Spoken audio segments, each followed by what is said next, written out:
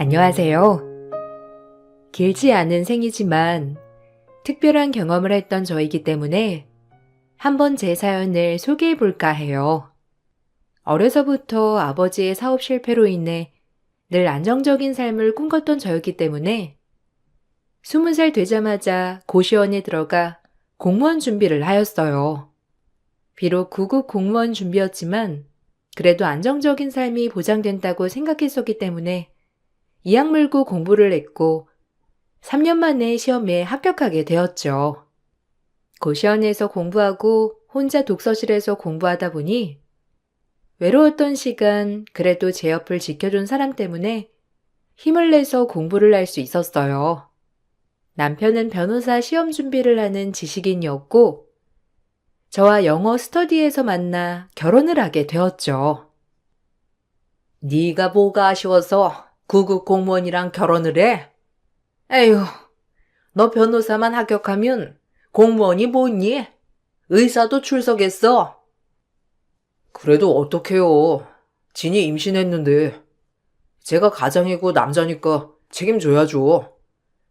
그래도 저 공부하는 거는 진이가 옆에서 도와준다고 했으니까 제 시험은 걱정 마세요. 성인이니까 제 앞가림은 제가 알아서 할게요. 엄마, 죄송해요. 용서해 주세요. 걔 아마 네가 변호사 될 거라고 생각해서 일부러 그런 거야. 아주 애를 가져가지고 네 발목을 잡아? 속상해 소원. 걔 대학도 안 나왔다며?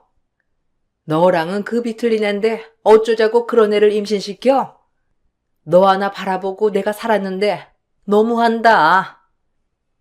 그게 뭐가 중요해요. 저 역시 뭐 넉넉히 사는 형편도 아니었고 아직 변호사 된 것도 아닌데 너무 그렇게 따지지 마세요.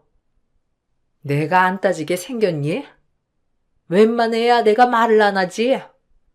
어떻게 그런 급낮은 애를 데려와? 너 변호사 되면 옆집 아줌마가 의사 자리 딱 선보게 해준다고 했단 말이야. 이제 어떡할 거야? 다 물 건너가고. 애나 없으면 제가라도 하지. 애까지 떡하니 생겨가지고. 어머님은 절 정말 마음에 안 들어 하셨기 때문에 결혼 전 임신한 저를 찾아와 애를 지우라고 종용하신 적도 여러 번 있으셨고 그런 모습에 너무 충격을 받아 입원도 여러 차례 하게 되었습니다. 그래도 어머님은 절대 굴하지 않으셨어요. 어머님의 모습을 보고 결혼을 망설였던 것도 사실이었지만 아이한테 제일 좋은 건 두 부모 그늘 아래서 자라게 해주는 것이 맞다고 생각이 들었고 지금 이 미움 그대로 가지 않고 내가 좋은 며느리가 되어 어머님께 기쁨을 드려야지라고 생각했어요. 입원했다고 해서 내가 마음을 돌릴 것 같아? 네가 성진이 짝이 되는 게 어울리기나 하냐고. 너 같은 애 내가 여러 봤다. 우리 성진이 장래가 아주 유망하니까 지금부터 철거머리처럼 달라붙어서 안 놔주는 거잖니. 하여튼 어려도 무섭다니까. 아니에요. 어머님, 제발 제 진심 왜곡하지 말아주세요. 성진 씨 좋아하고 그리고 이렇게 아이까지 있는데 포기 못해요. 어머님도 성진 씨 혼자 키워보셔서 아시잖아요. 아빠의 그늘이 얼마나 큰지. 저 아이 때문이라도 성진 씨 포기 안 할 거예요. 그래, 그 애 때문에 지금 우리 성진이 발목 잡는 거 아니야? 이 집에 시집 올 거면 아주 단단히 마음 먹고 와야 할 거야. 너같이 남자 배경 보고 접근한 애, 내가 어떻게 대하는지 두 눈으로 확신시켜 줄 테니 그리 알아. 이 철거머리 같은 무서운 것. 거센 반대를 하셨지만 남편의 계속되는 설득, 그리고 변하지 않는 제 마음 때문에 어머님은 울며 겨자 먹기로 허락해 주셨어요. 결혼 후 고난은 있겠지만 그래도 행복이 더 클 거라고 생각했어요. 하지만 여전히 시어머니는 본인 아들은 변호사가 될 거라며 구급 공무원인 절 못마땅히 여기셨고 절 보면 한숨과 함께 비난 섞인 조롱을 일삼으셨습니다. 그럴 때마다 이런 생각이 들더라고요. 아직 변호사가 된 것도 아니었고 시험 공부를 하는 남편인데 왜 저러시나 말이에요. 저희 집에선 두 팔 벌려 환영하는 남편이었어서 속상하면서도 부모님께 참 죄송했어요. 부족하지만 그래도 사랑으로 절 키워주신 분들인데 왜 제가 이런 취급을 당하나 했거든요. 오서방, 공부하랴, 임신한 너 돌보랴. 아주 바쁘겠어. 너무 힘들게 하지 말고 혹시라도 뭐 먹고 싶은 건 엄마한테 얘기해. 공부하는 사람한테 이거 먹고 싶다, 저거 먹고 싶다 하지 말고. 알겠지? 오서방은 아마 변호사가 아니라 다른 거에도 잘할 거야. 엄마는 오서방이 그렇게 마음에 들어? 변호사가 될 것 같아서 그러는 거야? 아니면 그냥 내가 좋아하니까 좋은 거야? 변호사가 되면 좋지만 안 되면 어떠니? 너 그렇게 살뜰히 챙겨주고 우리 집에 잘하고 엄마는 그거면 됐어. 그리고 아무리 시어머니가 마음에 안 들어 하셔도 언젠가 다 마음 푸실 거다. 기하게 키운 아들 갑자기 결혼한다고 하니 섭섭해서 그러실 거야. 어른들 마음 다 똑같지 뭐. 그리고 옛날 분이라 더 그러시고. 그러니까 네가 더 잘해드리고 잘 보셔. 내가 알아서 잘하지. 엄마는 참 요즘 시대가 어느 시대인데 딸 가진 부모라고 그렇게 수그려. 내가 잘할 거니까 엄마가 그럴 필요 없어. 자꾸 그러면 내가 더 속상하고 엄마한테 미안하잖아. 나 잘 살 테니까 꼭 지켜봐줘, 엄마. 그 모습 보여줄게. 상대적으로 시댁과 친정의 온도차 때문에 마음이 아픈 적도 여러 번 있었지만 제가 살면서 어머님께 잘하면 된다고 생각했고 귀하게 키운 아들 대학도 안 나온 저에게 장가 보내는 게 마음에 안 드실 수도 있다고 여러 번 생각하며 저를 다스렸어요. 하지만 어머님은 제가 생각했던 것 이상으로 무서우신 분이었고 임신한 저를 챙겨주시기보다 오히려 부려먹으셨어요. 너 임신한 거 유세 아니니까 내일 시장 봐가지고 연포탕이나 끓여놔. 이맘때쯤 우리 성진이 연포탕 먹고 기운 내거든. 네가 이제 성진이 와이프니까 다 챙겨야 할 거 아니야? 가진 것도 없고 머리에 든 것도 없는 네가 이런 거라도 안 하면 어쩌니? 어머님, 저 마음에 안 드시는 건 알지만 그래도 전 어머님이랑 잘 지내보고 싶어요. 성진 씨 어머님이니까 더 잘하고 싶고요. 잘할 필요 없다. 네 끝이 여기 며느리로서 끝날 것 같니? 지금이야 성진이가 콩깍지가 씌어서 못 말리지만 곧 두고 봐. 넌 이 집에서 쫓겨날 거다. 그러니 임신 초기 때 애 지우는 거 잘 생각해봐. 난 너한테서 나온 우리 성진이 자식 안 반가우니까. 어머님, 제 뱃속 아이가 듣고 있어요. 어떻게 자식도 낳아서 키워보신 분이 그런 말씀을 하실 수가 있어요? 그 정도로 네가 싫다는 거야. 나이가 어려서 그런가? 대놓고 말해도 못 알아듣네. 나한테 잘 보일 생각 마라. 내 맘 안 돌릴 테니. 충격적으로 말씀하신 적도 여러 번이었고 이게 반복이 되자 잘하겠다는 마음도 점점 사라졌습니다. 더더욱 못 참겠는 건 제 뱃속 아이까지도 비렁뱅이 취급하는 시어머니는 못 참겠다고 느껴졌어요. 그렇게 스트레스를 받아서인지 결국 유산을 하게 되었고 제가 유산을 하자 남편도 이대로 있으면 안 되겠다 싶었는지 분가를 선언했습니다.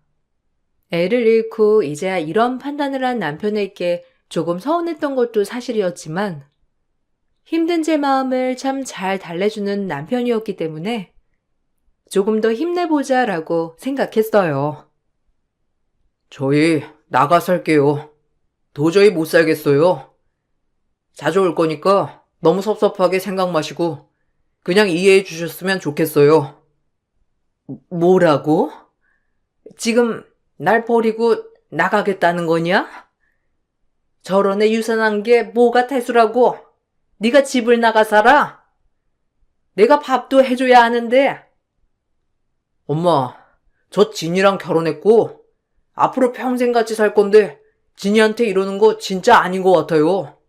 죄송해요. 이해해 주세요. 네가 말해봐라. 너 나가 살고 싶어? 그렇게 애 떨어진 거 가지고 네 남편 꼬드겨서 나가고 싶냐고? 네가 얘기해. 네, 나가고 싶어요, 어머님. 참아보려 했는데 이렇게 된 이상 저도 숨 좀 쉬면서 살고 싶어요. 이해해 주셨으면 좋겠어요. 난 우리 아기랑 네가 제일 소중해. 그렇게 스트레스 받는다면 그래야지. 나도 공부하러 나가면 마음이 불편하거든. 미안해. 당신이랑 어머님 사이에서 내가 이런 사람이 되고 싶진 않았는데 계속되는 모욕을 견디기가 너무 힘드네. 얼씨구? 아주 북치고 장구치고.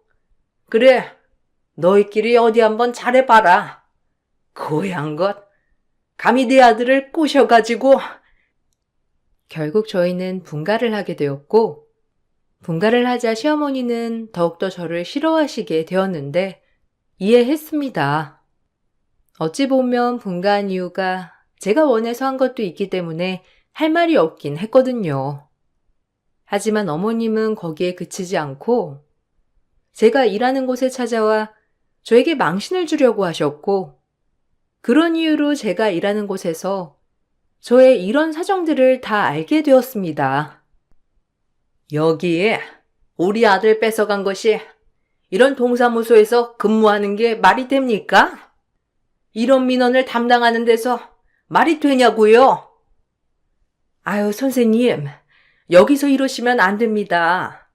업무 방해죄세요. 얼른 돌아가시고 가정일은 가정에서 알아서 해결하세요. 당신도 한패야? 우리 며느리가 우리 아들을 꼬여내서 지금 날 버렸다니까? 늙은 시험이 혼자 살게 내버려두고 지들끼리 나가 산다고. 그런 양심 없는 것이 여기서 일하는 게 말이 돼요?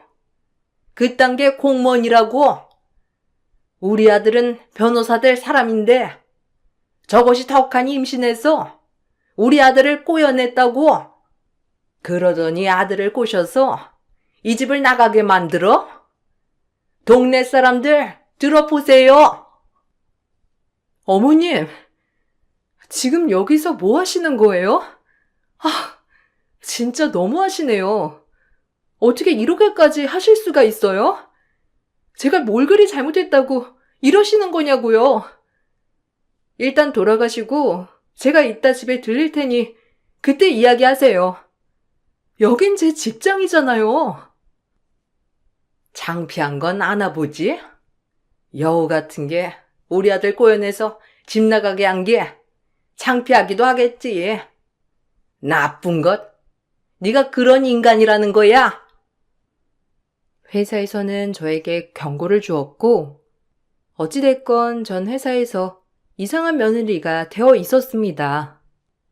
집에 와 남편에게 하소연을 하니 처음에 제 편이 되어주던 남편은 저에게 불같이 화를 내며 남편이 맞나 싶을 정도로 당황스럽게 돌변하더라고요.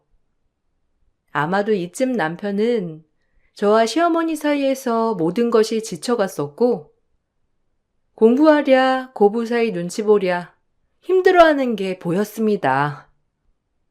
분가도 했는데 나더러 어쩌라는 거야?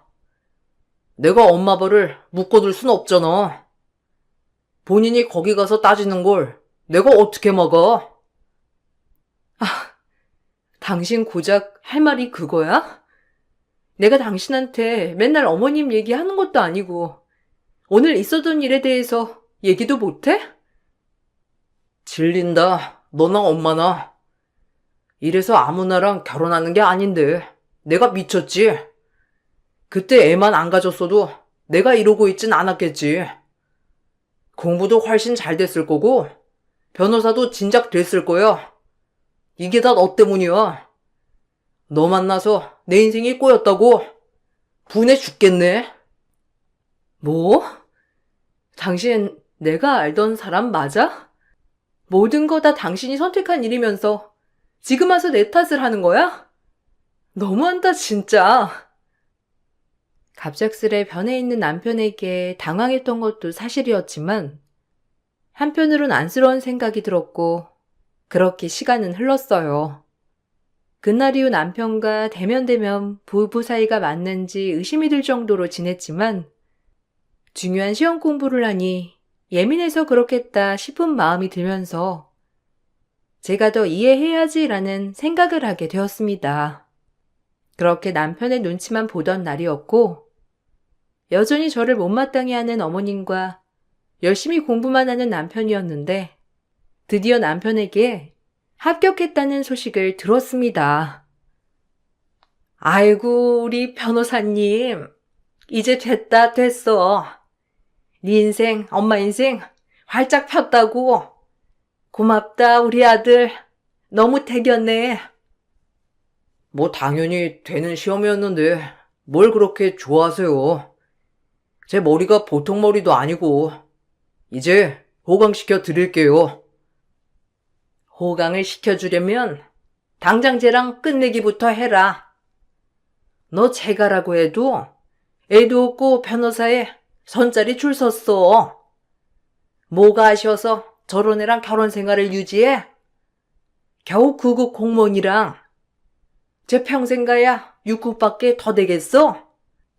그래봤자 꼴랑 300 얼마 받을 텐데 요즘 물가가 보통 물가냐? 이래서 전문직 여성이랑 결혼해야 하는 거야. 네 이세도 머리는 좋아야 할 거 아니야.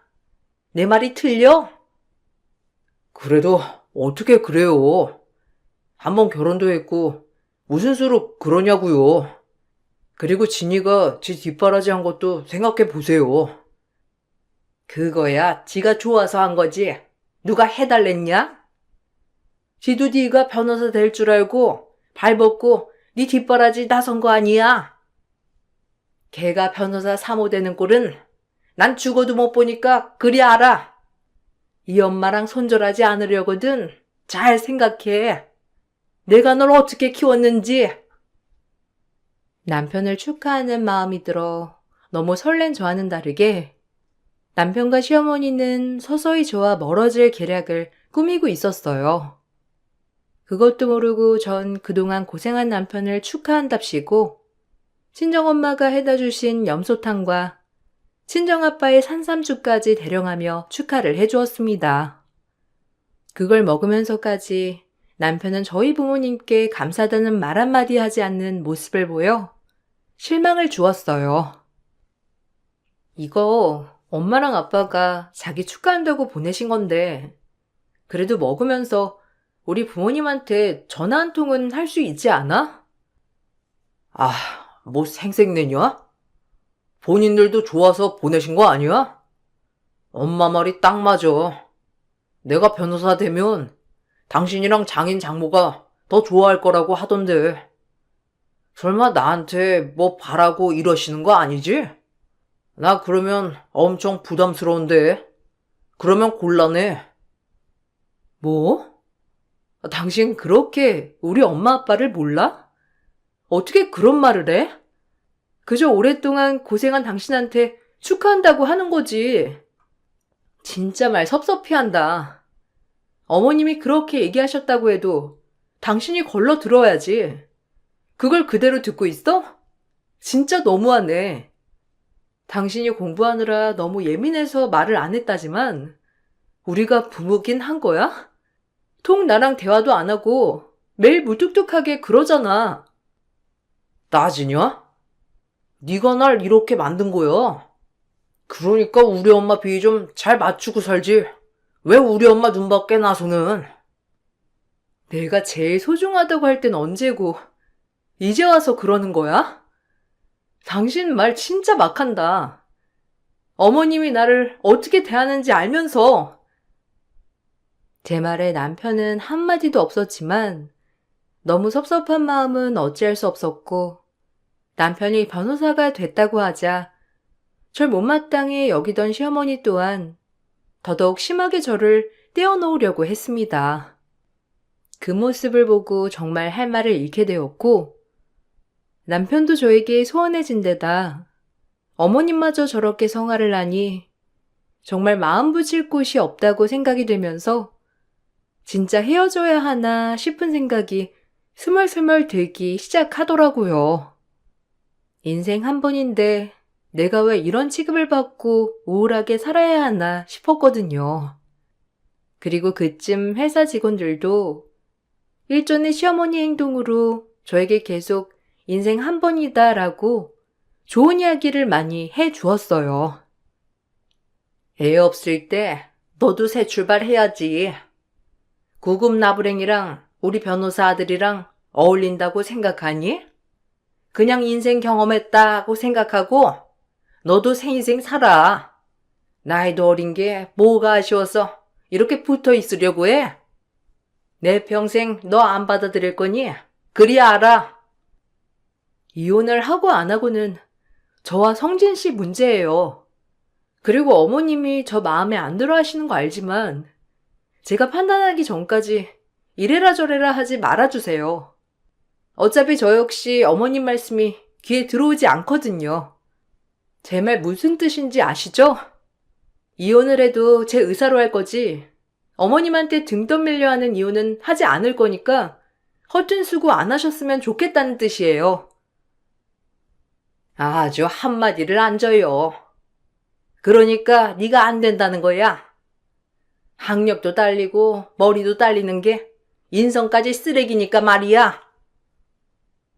어머님의 말이 정말 우스웠지만 그러려니 하였어요. 하지만 변호사가 됐다고 하는 남편마저도 저를 멀리하는 느낌이 드는 건 참을 수가 없었습니다.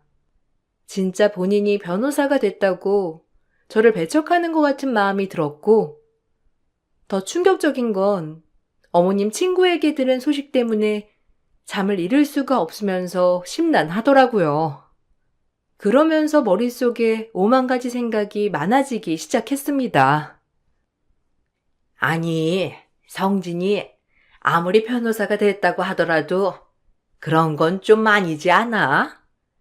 이혼 준비하고 있는 거 맞는 거지? 아직 정확히 이혼도 안 했는데 그렇게 설치더라고.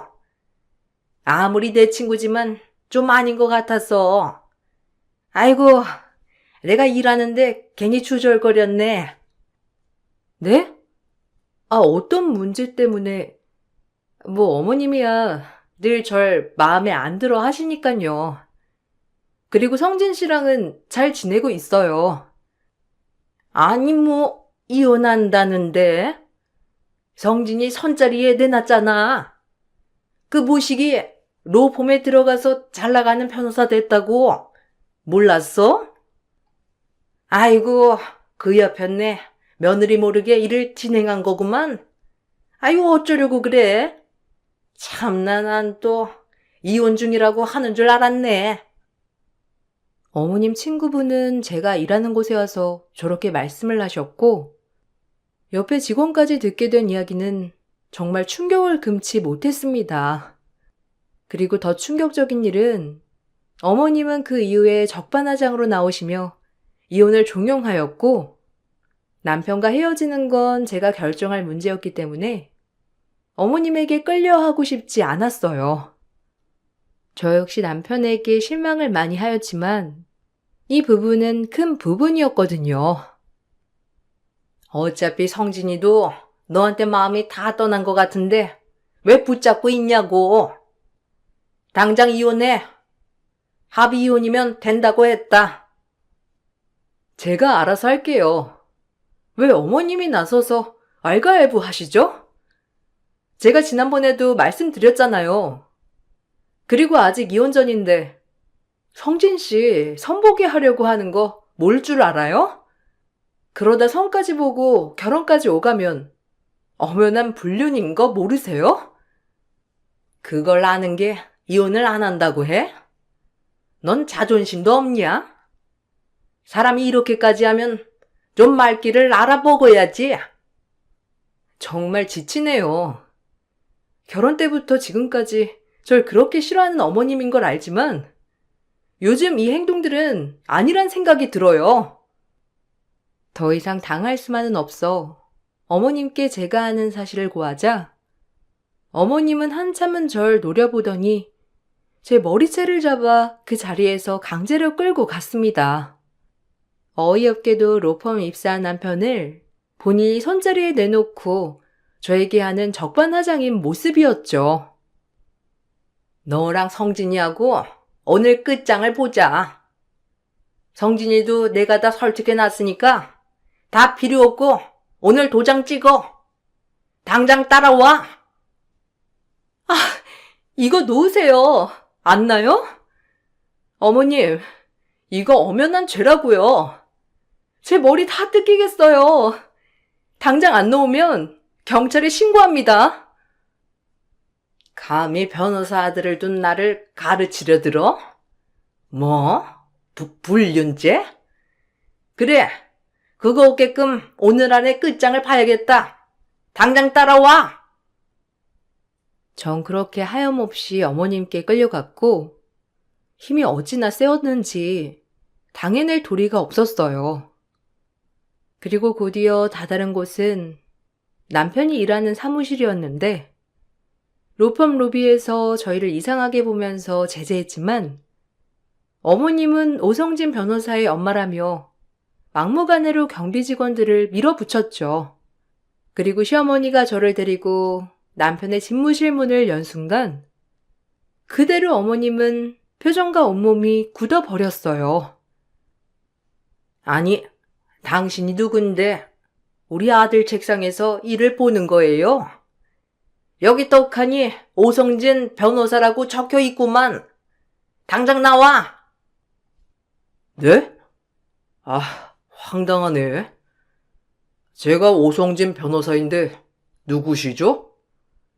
여기가 오성진 변호사 집무실은 맞는데 아들이라뇨? 당신이 오성진 변호사라고요? 제 남편이 여기 로펌에 근무하는 오성진 변호사인데 아니, 어떻게 이런 일이 있을 수 있죠? 딱 보아니 우리 아들 심부름이나 할 것 같은데 그런 의자에 앉아보고 싶었겠지. 내가 한 번은 눈 감아줄 테니까 지금 당장 일어나서 나가요. 나 우리 아들이랑 긴히 할 말이 있으니 이 사무실에 아무도 들이지 말고 내가 성진이 엄마니까. 아, 어이없네요. 저기요, 제가 오성진 변호사라고요, 아주머니. 지금 뭔가 착각하셨나 본데 정신 차리세요. 셋 다 당황을 했고 결국 남편을 호출하여야 했습니다. 남편은 시어머니 전화에 헐레벌떡 끼어들어왔고 옷차림은 가관이더라고요. 매일같이 양복을 입고 출근을 했던 남편은 카센터 정비복장을 하고 뛰어온 것이었거든요. 그리고 제 남편을 보고 그곳에 있던 변호사라는 양반은 입을 열더라고요. 보아하니 제 남편과 아주 잘하는 사람 같은 모양새를 하고 말을 하는 거였어요. 아니, 당신이 여긴 왜? 제 차 수리 맡긴 것은 어떻게 됐나요? 그때 동명이인이다 보다 한참 그러더니 절 사칭한 거예요? 그게 아니고요. 변호사님, 저희 엄마랑 아내가 뭔가 오해가 있어서 그런 거예요. 제가 설마 변호사님을 사칭하겠나요? 술이라니? 차수리? 네가 왜 이런 복장을 입고 차수리를 하고 있어? 넌 변호사잖아. 네 아들이 왜 이런 곳에서? 일단 내가 나가서 다 설명할 테니 엄마 좀 진정해요. 당신도 뭐해? 얼른 엄마 데리고 나오지 않고 내가 다 설명할게. 뻔뻔하게 남편은 시치미를 뗐지만 결국 들통이 나고 말았어요.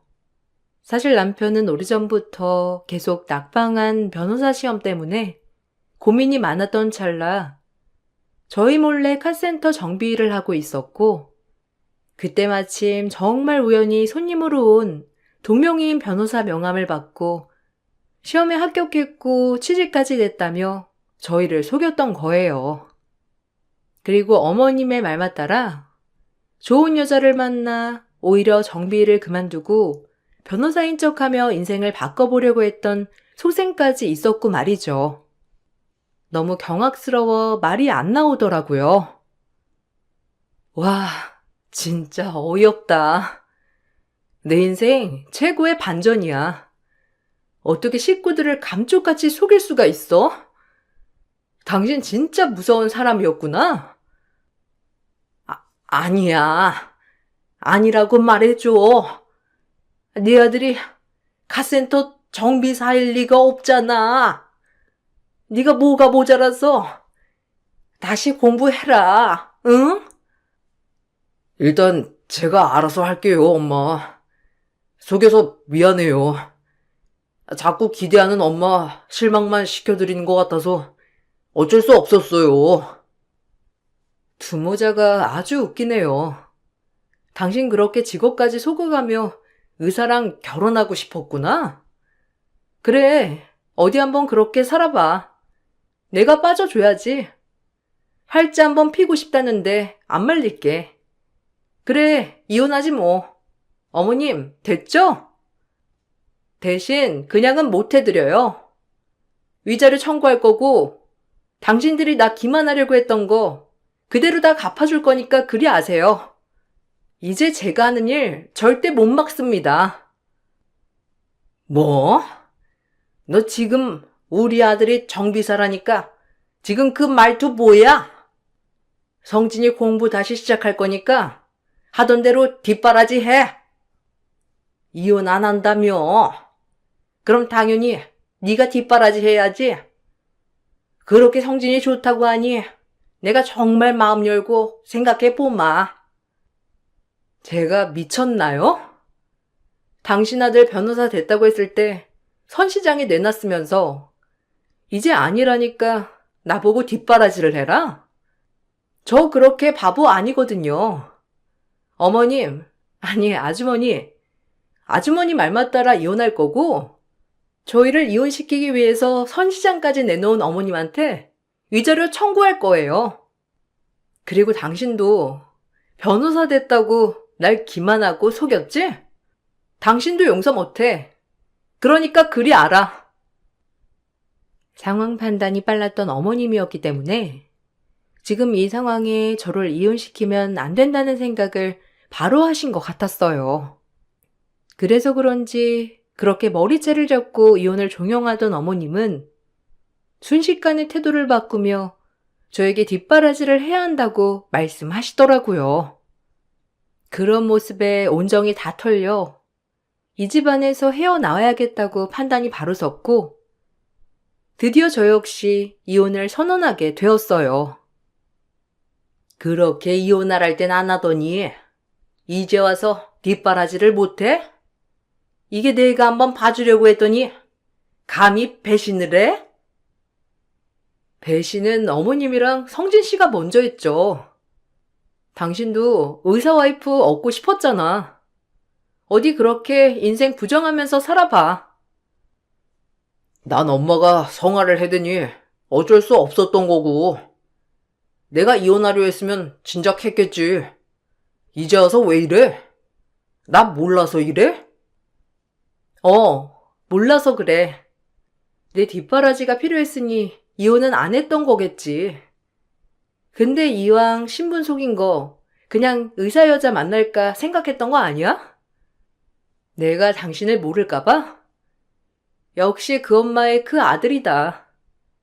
당신은 다를 줄 알았는데 피는 못 속인달까? 우리 좋았잖아. 내가 너 때문에 분가까지 해가면서 네 편을 그렇게 들었는데 이제 와서 나한테 이혼을 하자고? 그건 당신이 우리 고부 갈등을 힘들어하니까 당신 위해서 나간 거 아니었어? 그동안 나한테 어떻게 했는지 생각해. 당신은 어머님이랑 똑같은 인간이야. 의사 여자 만나서 인생 뺄 생각이 나고 그런 생각만 안 했어도 내가 변할 일은 없었을 텐데. 난 당신이 변호사든 정비사든 정말 아무 상관이 없었어. 물론 우리 부모님도 마찬가지고 당신이 벌인 일이야. 정 그 길을 끝으로 이혼 소송과 함께 위자료 청구 소송을 걸었고 제 변호를 맡아준 사람은 다름 아닌 그때 그 집무실에서 만났던 남편과 동명이인 오성진 변호사였습니다. 제 모든 이야기를 듣고 본인을 사칭한 남편을 벌주고 싶다며 본인도 용서할 수 없다고 하더라고요. 그렇게 저희는 위자료 청구 소송을 시작해 나갔는데 시어머니와 남편은 반성하는 기미도 없었어요. 오히려 저에게 뒤통수를 쳤다며 더욱더 죄책감을 전가하기 시작했고 그 모습을 보니 실망스러움이 이루 말할 수가 없었어요. 당신들은 한 여자 인생을 기만한 것도 모자라 사칭죄까지 엎친 데 덮친 격이네요. 반성하는 태도를 보여야 감형될 거예요. 감형이라니? 우리 아들이 변호사가 될 건데 그게 왜 사칭이야? 이름이 똑같으니 그런 거지. 저 여자랑 한패가 돼가지고 많이 배운 양반이 참 아쉽네. 저런 걸 변호사라고? 우리 아들이 당신보다 더 훌륭한 변호사가 될 거야. 두고 봐. 변호사라더니 다 같은 변호사가 아니라니까. 변호해줄 사람 하나 구분 못하고. 아유, 참 직업이 아깝다. 우리 아들은 그러지 마라. 알겠니? 아, 엄마, 그만해. 일단 사칭한 건 죄송하지만 제가 남들한테 그런 것도 아니고 가족한테 그런 건데 너무 하시네요. 증명하시는 거네요. 본인이 그래도 절 사칭하고 거짓말을 했다는 걸. 그 벌은 받으셔야죠. 그게 얼마나 무서운지 보세요. 그렇게 큰소리치던 시어머니는 가정 파탄의 주범으로 저에게 위자료를 주어야 했고 남편 또한 저를 기만한 죄로 이혼을 당해야 했어요. 그리고 저에게 마찬가지로 재산분할과 함께 위자료를 주어야 했고 또한 변호사 사칭한 죄까지 더불어 벌금형을 받게 되었는데 그럼에도 불구하고 끝까지 저한테 사과하는 태도는 보이지 않더라고요. 제가 아는 남편이 맞나 싶었는데 사람이 궁지에 몰리면 오히려 답도 없다더니 남편이 딱 그 짝이었고 오히려 이혼하는 게 다행이라고 생각했습니다. 그렇게 벌금 왕창 맞고 나한테 위자료랑 재산 분할을 해줘도 미안하단 소리는 절대 안 나오는구나. 내가 돌았지. 당신 같은 사람을 믿고 내 인생을 맡길 뻔했다니. 참 이런 게 인생 공부지 싶어. 그 인성으로 어디 한번 변호사 공부 실컷 해봐. 너도 내가 변호사 되면 사모 소리 듣고 싶어서 붙어 있었던 거 아니야? 우리 엄마가 말렸을 때 널 버렸어야 돼. 이렇게 내 뒤통수를 치다니. 구급 공무원 주제에 감히 나를 버려? 너 이렇게 나한테 돈 뜯어서 얼마나 잘 사는지 지켜볼 거야. 그래, 어디 한번 지켜봐. 누구보다 잘 살 테니까. 누가 보면 너 지금 변호사 된 줄 알겠다. 인생 나랏길 잘 내려가길 바랄게. 저게 끝까지 막말을? 우리 성진이 변호사 되면 너부터 가만 안 둘 거니까 그리 알아. 모자란 구급 공무원 같으니라고. 당신 아들 공무원 시험도 떨어질 거야 아마. 그 머리로 무슨 공부를 한다고. 몇 년 동안 꼴 좋다. 한번 아줌마 등골 뽑아 먹히면서 아들 공부 실컷 시켜보세요. 변호사가 되나 못 되나. 학력이 의문스럽다 정말. 그럼 이만 갑니다. 그것이 남편과의 마지막이었는데 전 깨끗이 이혼을 했고 받은 위자료와 재산 분할된 금액으로 조그만 땅을 하나 샀습니다. 노후에 부모님께 집이나 지어드리고 싶었거든요. 어여쁜 딸 이혼녀 타이틀을 달고 돌아왔을 때 얼마나 부모님이 우시던지 더더욱 결심했어요. 그럼에도 불구하고 정말 잘 사는 모습을 보여드려야겠다고 말이죠. 그 말과 제 신념을 지키기 위해 그 누구보다 악재같이 열심히 살고 있습니다. 지금은 시간이 많이 지났지만 아직까지 그때의 기억은 조금의 상처로 남아있어요. 그럼에도 그 덕분에 더 악착같이 열심히 살려고 하는 동기부여가 되었고요. 누구는 이 글을 들으시고 비난을 할 수도 있고 응원을 주실 수도 있지만 저도 태어나 처음으로 살아본 인생살이 앞으로 후회만 남기지 말자라고 신념이 바뀌었답니다. 여러분들도 후회 없는 아름다운 삶을 지내시길 바라보며 글을 마칠게요. 감사합니다. 안녕하세요. 저는 몇 달 전 추석 연휴 때 선을 본 뒤에 충격적인 상황을 겪게 된 여자입니다. 이번 일로 인해 알게 된 건 세상이 참 좁다는 거였어요. 절대로 두 번 다시 만나고 싶지 않은 사람과 또다시 마주치게 되었거든요. 15년 전에 저는 사랑하는 사람을 만나 결혼을 하고 어여쁜 아이까지 가지게 되었었어요. 젊은 나이였지만 두려울 게 없었고 없이 시작한 만큼 열심히 살아왔었네요. 그런데 남편은 저와 결혼을 한 뒤부터 제가 그동안 알던 사람이 아닌 다른 모습들을 보여주기 시작했어요. 부족한 것들이 많은 만큼 저와 부딪히는 일들도 빈번히 발생했었죠. 지금 당신이 밖에서 친구들이랑 술 먹으며 놀 상황이야? 분유값 하나 사는 것도 손 떨릴 정도로 지금 우리 집안 사정이 얼마나 안 좋은지 당신도 잘 알고 있잖아. 언제까지 이런 식의 삶을 유지할 건데? 양가 부모님께 손 벌리는 것도 어느 정도이지. 내가 친구들이랑 자주 노는 것도 아니잖아. 그냥 술 몇 잔만 하고 오겠다는 건데 그걸 못하게 하냐? 그럼 나는 스트레스를 어디에다 풀라는 거야? 밖에서 치이고 집에 들어와서도 당신 잔소리에 내 숨이 너무 막힌다고. 일찍 들어올 테니까 먼저 자고 있어. 그리고 분유를 살 필요도 없는데 당신이 너무 빨리 젖이 말라버려서 쓸데없는 데에 돈이 나가는 거잖아. 그리고 우리 집안에 손 벌리는 걸 왜 당신이 참견하고 그래?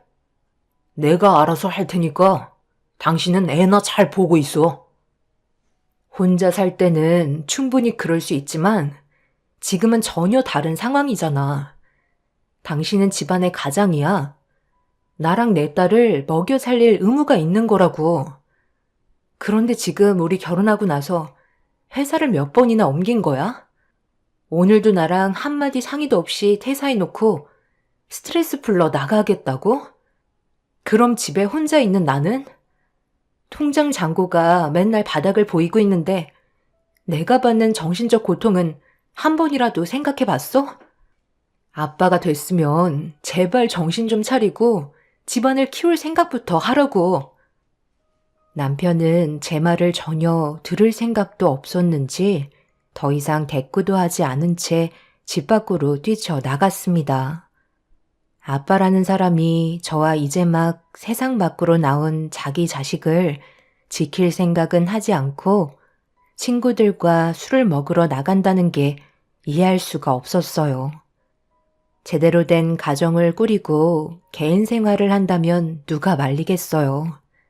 기본적인 것조차 하지 않는 남편의 무책임한 행동은 저에게 많은 실망감을 안겨주었고 결국 참아왔던 눈물과 후회가 밀려왔어요. 그리고 남편은 날이 가면 갈수록 자기 멋대로 하려는 행동이 말리면 말릴수록 점점 더 심해지기 시작했어요.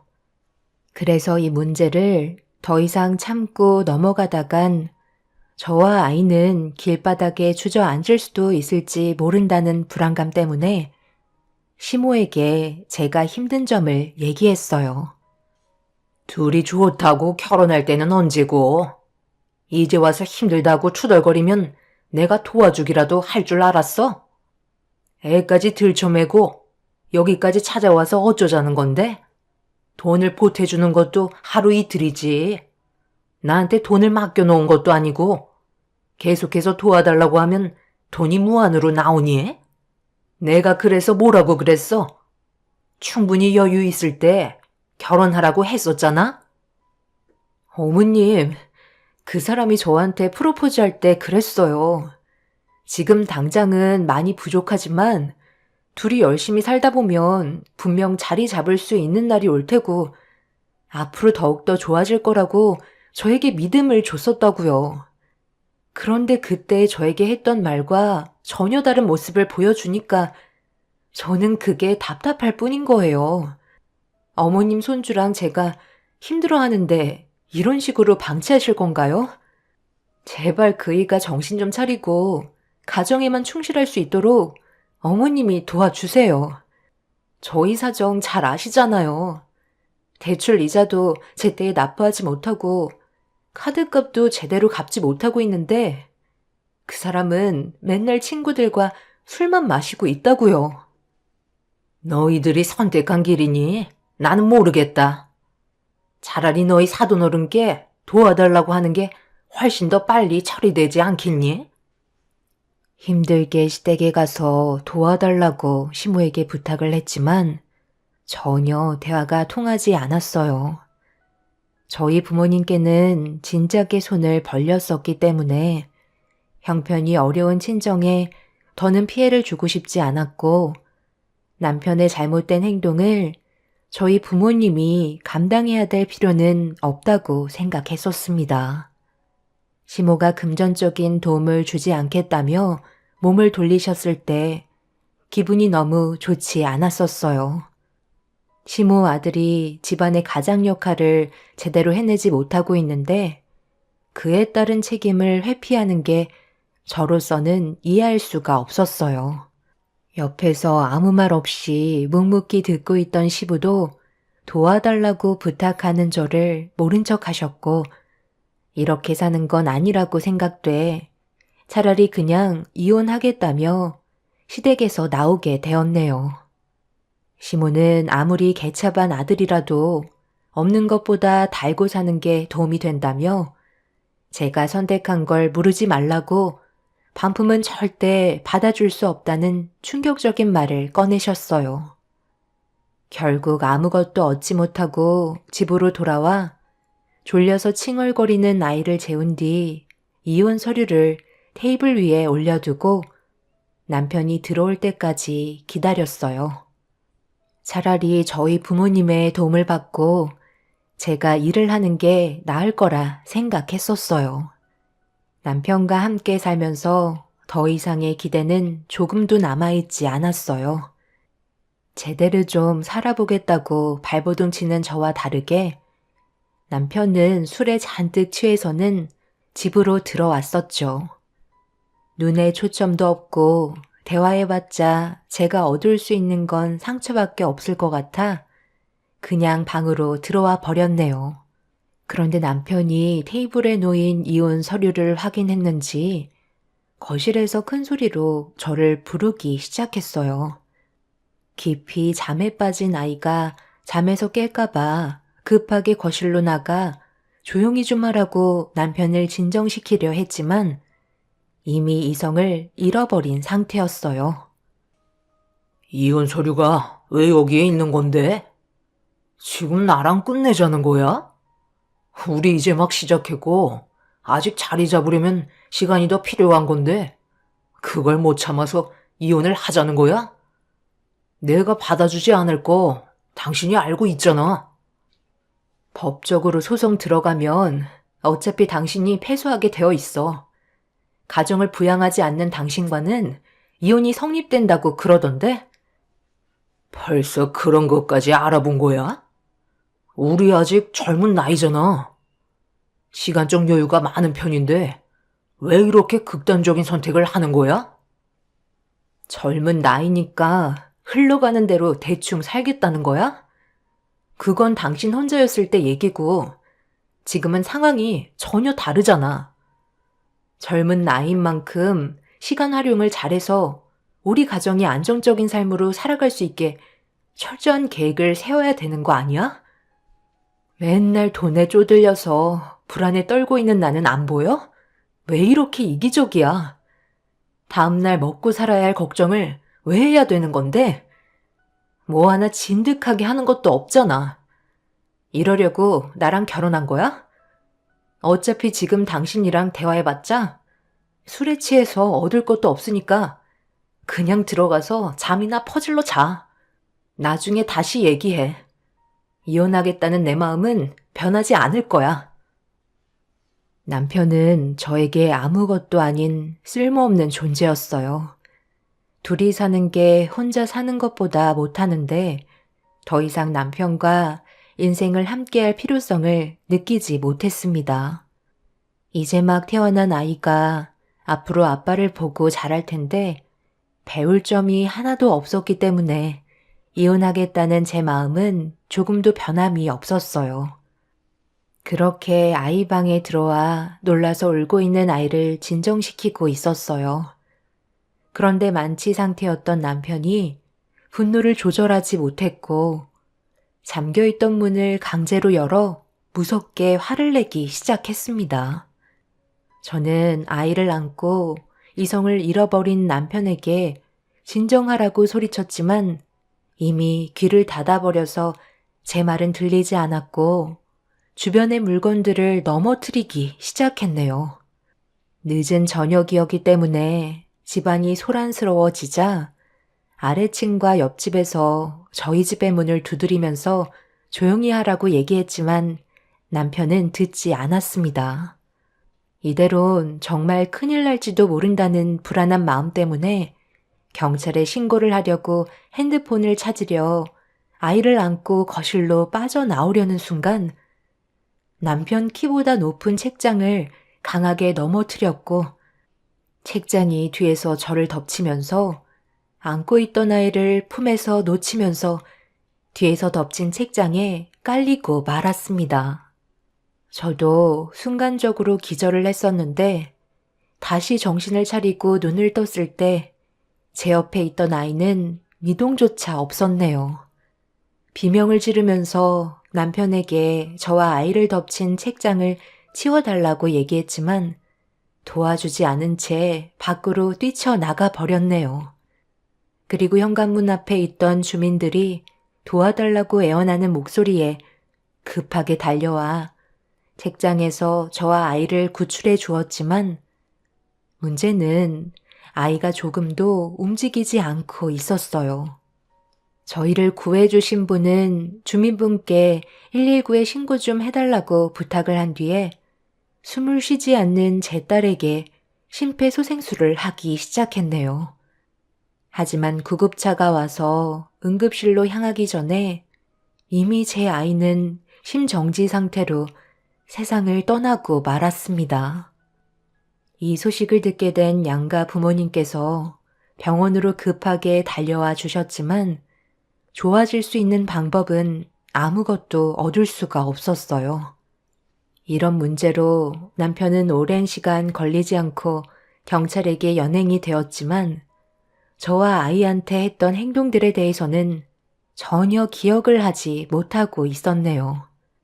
그 진실은 본인만 알고 있었을 테지만 남편은 저와 아이한테 했던 행동들에 대해 전부 다 부인하면서 법적으로 잘못이 없다는 판결을 받기 위해 빠져나가려고 변호사까지 선임하는 충격적인 모습을 보여주었습니다. 하지만 법정에서는 남편이 보인 그동안의 행동에 대해 문제가 있다고 판단하게 되면서 남편이 원하는 대로 풀리지 않았어요. 징역을 면하지 못하게 될 것 같자 시모가 저에게 눈물을 쏟아내면서 자기 아들이라고 안 좋은 상황으로 가지 않게 하기 위해 애원하기 시작했습니다. 아이가 세상을 떠난 건 정말 사고였다. 내 아들이 그럴 만한 인물이 아니라는 거 너도 잘 알고 있잖아. 제발 부탁이다. 한 번만 기회를 줄 수 없겠니? 내 아들도 아이의 아빠였는데 얼마나 마음이 아팠겠어? 이렇게 부탁할게. 조용히 해결 보도록 하자. 자식을 잃은 저에게 어떻게 그런 말을 하실 수가 있으세요? 조용히 해결하자고요? 저번에 도와달라고 제가 애원했을 때는 거들떠도 안 보셨잖아요. 그런데 이제 와서 어머님 아들이라고 징역 보내는 건 싫으셔서 저에게 마음에도 없는 말을 늘어놓으시는 거예요? 잘못을 했으면 그에 따른 대가를 치러야 하는 건 당연한 거죠. 저 사람이 정상이었다면 지금처럼 이런 상황이 왔을까요? 본인이 만든 일들인데 누굴 탓하겠어요? 생각 없이 행동한 만큼 충분히 뉘우치고 세상 밖으로 나왔으면 좋겠네요. 평생 감옥에서 썩어도 그 인간은 정신 차릴 사람이 아니겠지만 조금은 뉘우치는 계기가 될 수 있겠죠. 오늘 이 시간 이후로 저희는 2번 다시 얼굴 볼 일 없었으면 좋겠어요. 합의는 절대 없으니 그런 줄 아세요. 남편은 결국 자신의 잘못된 행동에 대한 처벌을 받기 위해 3년의 징역 생활을 해야만 했어요. 그렇게 시댁 집안과의 인연을 마무리하게 되었습니다. 아이의 장례까지 모두 끝낸 뒤 저에게 남겨진 건 저희 가족이 함께 있던 추억만 남겨져 있었네요. 제품에 안겨 있어야 할 아이가 세상을 떠났다는 충격과 아픔은 시간이 지나도 전혀 나아지지 않았어요. 그리고 삶에 대한 의미가 없어진 터라 더는 아무것도 할 수가 없었고 의욕도 사라져버려 한동안 집 밖으로 나오지도 않았네요. 부모님은 제가 받은 충격에서 회복이 될 때까지 뒤에서 묵묵히 기다려 주셨고 몇 년이 지나서야 조금씩 정상적인 생활을 할 수 있었습니다. 그렇게 아픈 마음을 꺼내지 않고 한쪽 구석으로 몰아낸 뒤에 묵묵히 홀로 살아가다 보니 어느새 15년이라는 시간이 흘러버리고 말았네요. 과거의 좋지 않은 기억들 때문에 누군가와 만나 새 출발을 한다는 건 저에게 두려운 마음뿐이었고 홀로 지내는 게 현명한 선택이라고 생각하며 살아오고 있었어요. 하지만 공허한 마음의 외로움은 시간이 지나면 지날수록 저를 더욱더 힘들게 만들었습니다. 삶이 힘든 만큼 누군가에게 의지를 하고 싶었어요. 그런데 주말에 시간을 내어 부모님과 함께 외식을 하면서 이런저런 대화를 주고받던 도중 엄마는 동네 약국에 총각 하나가 있는데 나이대도 저와 비슷해서 다리를 놔줄 테니 선 한번 봤으면 좋겠다는 얘기를 갑자기 꺼내셨어요. 엄마의 돌발적인 부탁에 당황한 저는 생각 없다며 다른 쪽으로 화제를 전환했지만 엄마는 기회를 놓치지 않고 계속해서 밀어붙이며 손자리를 강행하셨어요.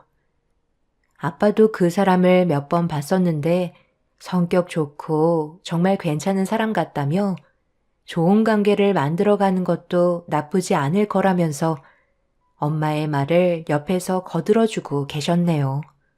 엄마는 이왕 말 꺼낸 거 무라도 썰어봐야겠다고 생각하셨는지 갑자기 약국에 전화를 하셔서는 선자리를 잡았습니다. 약사라는 사람의 목소리가 수화기를 통해 들려왔는데 엄마와 꽤 친해 보이는 사이 같았어요. 약사는 선자리를 거절하지 않았고 정해준 날짜에 장소로 나가겠다며 적극적인 모습을 보여주었네요.